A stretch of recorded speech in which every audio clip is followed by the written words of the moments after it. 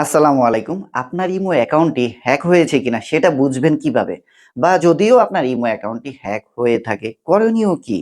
A to Z আজকের এই ভিডিওতে দেখাবো। বিস্তারিত দেখতে থাকুন। চেক করার জন্য আমরা আমাদের ১ম এই ইমোটিকে ওপেন করে নিচ্ছি। ইমো অ্যাকাউন্টটা ওপেন হবার পর আমরা এই উপরে কর্নারে প্রোফাইল আইকনে একটা ক্লিক করে দেব। ক্লিক করার পর এখান থেকে আমরা সিকিউরিটি অ্যান্ড প্রাইভেসি এখানে একটা ক্লিক করে দেব। সিকিউরিটি অ্যান্ড প্রাইভেসিতে ক্লিক করার পর ম্যানেজ ডিভাইস এখানে একটা ক্লিক করে দেব।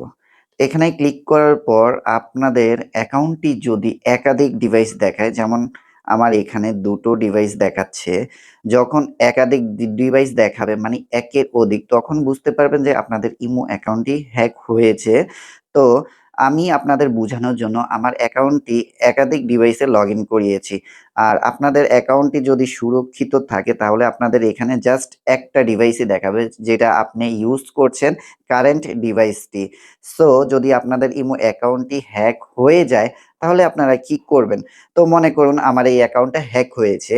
আপনাদের বোঝানোর জন্য আমি ডাবল ডিভাইস অ্যাকাউন্টে লগইন করেছি। যদি আপনারা দেখেন আপনাদের ডিভাইসে এরকম একাধিক ডিভাইস দেখায়, আপনারা সাথে, সাথে কি করবেন?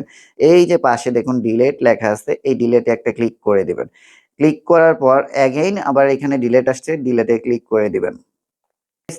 ডিভাইসটি ডিলিট করার পর আপনার যেই অ্যাকাউন্টটা হ্যাক হয়েছিল বা একাধিক মোবাইলে গোপনে কেউ অ্যাকাউন্টটা লগইনও করে রাখতে পারে আপনার কল লিস্ট অথবা চ্যাটিং লিস্ট দেখার জন্য। কেউও যদি একাধিক ডিভাইসে লগইন করে এখানে শো করবে, আপনার ডিভাইসটা ডিলিট করে দিবেন। আর সবচেয়ে মূল মজার বিষয় হচ্ছে আপনি যখনই এই অপশনটাকে অফ করে দিবেন, তখন আপনার ইমো অ্যাকাউন্টটি মাল্টি ডিভাইস মানে একাধিক মোবাইলে লগইন হবে না, শুধুমাত্র একটা মোবাইলে লগইন থাকবে। সো আপনারা এখান থেকে মাল্টি ডিভাইস অপশনটাকে অফ করে দিবেন। দেন এখান থেকে ডিসেবল। তো এখন যদি কেউ চায় আমার ইমো অ্যাকাউন্টটা হ্যাক করতে, হ্যাক করার জন্য যতই চেষ্টা করে পারবে না। কেননা মাল্টি ডিভাইস অপশনটা আমরা অফ করে রেখেছি।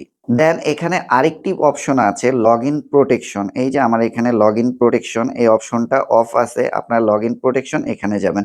এখানে যাওয়ার পরে 2 স্টেপ ভেরিফাই এই অপশনটাকে আপনারা অন করে দিবেন। দেন ওকে। এখন যদি আমার ইমোটা কেউ হ্যাক করতে চায় বা অন্য মোবাইলে লগইন করতে চায়, তখনই 2 স্টেপ ভেরিফাই এর জন্য আমার এই ইমোতে একটা ভেরিফাই কোড যাবে। মানে আমার কারেন্ট ডিভাইস যেটা, সেটাতে একটা ভেরিফাই কোড আসবে। কোড যতক্ষণ আমি না দিব, ততক্ষণ আমার অ্যাকাউন্টটা অন্য কোনো ডিভাইসে লগইন করতে পারবে না। সো হ্যাকাররাও হ্যাক করতে পারবে না।